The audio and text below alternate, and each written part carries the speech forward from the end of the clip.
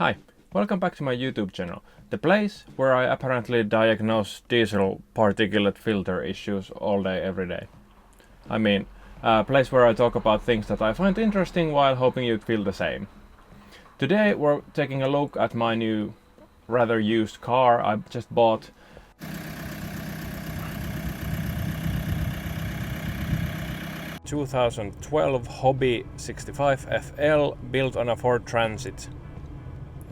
It has been driven about 75,000 kilometers, so basically nothing. I barely got to drive it out of the store and I got an engine malfunction message and the check engine light.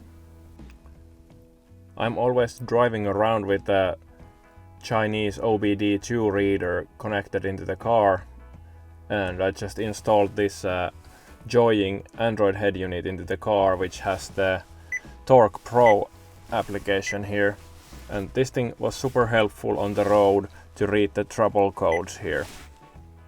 You can just click them like that and it will give you the errors. You can of course do this on your cell phone too with the cheap OBD reader, but it will not get you all of the codes, it will just get you the most common ones. In order to get better diagnostics, you need a special tool that is meant for like service dealerships or prosumer tool, for example this Blue Driver. It's still not perfect, but it's much better than the cheap OBD reader from China. I happen to have this cheap Chinese OBD2 reader, which allowed me to get the diagnostic codes from the car's engine control unit with the free Android app called the Torque. I also read them using a Blue Driver OBD scanner. I ran the diagnostics on the car and I got two error messages. There was 244A particulate filter differential pressure too low, which was weird, and P2002 particulate filter efficiency below threshold.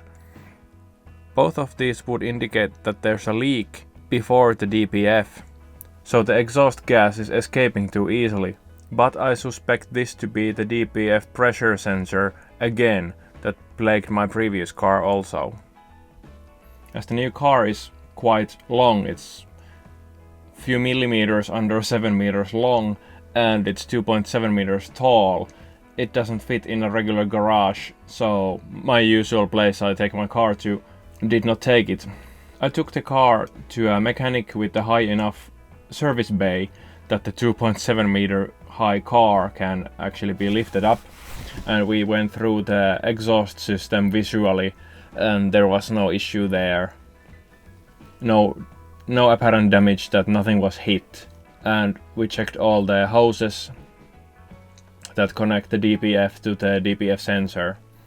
Those were all fine. So we decided to do a DPF regeneration.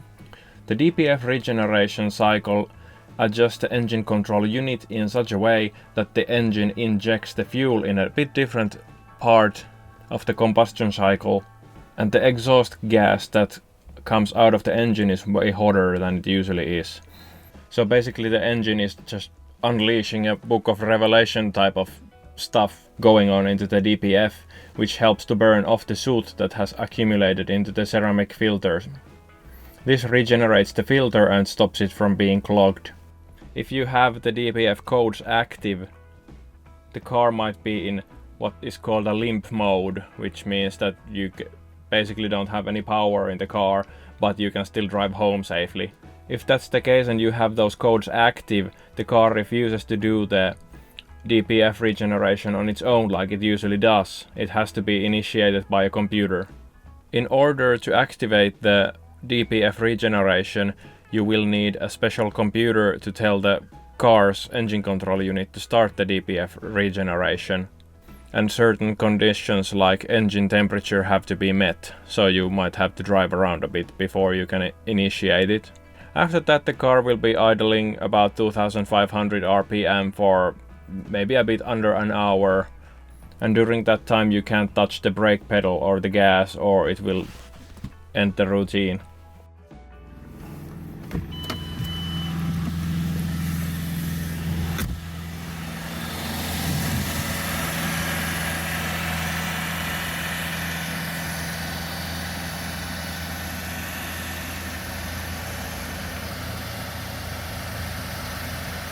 the exhaust is so hot that it actually melted through the ice and evaporated the water from the pavement.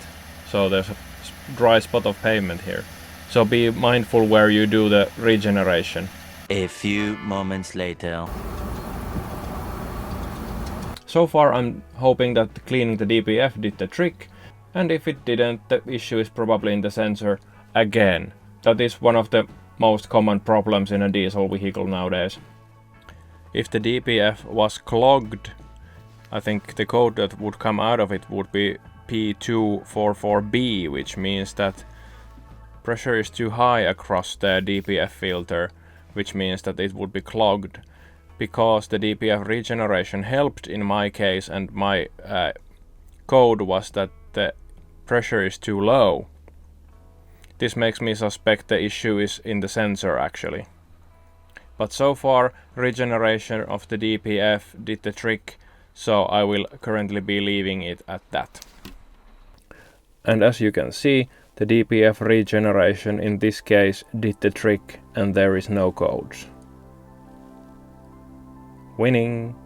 The check engine light has not come back so far, but I'm expecting that once the weather goes cold again, that it might reappear, and if it does, then it's probably the DPF sensor that has failed. So changing it will cost maybe about 60 euros in parts, and that's an easy fix. Just have to take the DPF sensor out and put a new one in and restart the car. No adaptation needed, at least on this 2012 Ford Transit body. So in total the fix took about 79 euros to fix, as I took 1 hour of mechanics time to get the car lifted up and checked underneath, and I needed some computer time outside the service station to get the DPF regenerated. If you found this video helpful, leave it a thumbs up and you can leave me thanks in the comments. If there are any major corrections in this video, I will be making them in the pinned comment. Thanks for watching and see you in the next video.